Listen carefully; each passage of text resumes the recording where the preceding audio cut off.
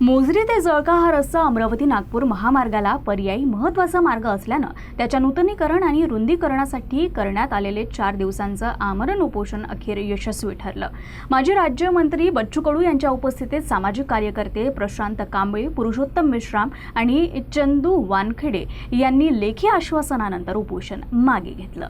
मोझरी ते जळका रस्त्याचं नूतनीकरण, पुलांची उंची वाढवणं, धोत्रा ते माळेगाव मार्गावरील दुरुस्ती तसंच शिरसगाव मोझरी येथील नाल्यावर उंच पूल बांधण्याच्या मागणीसाठी आंदोलन करण्यात आलं होतं।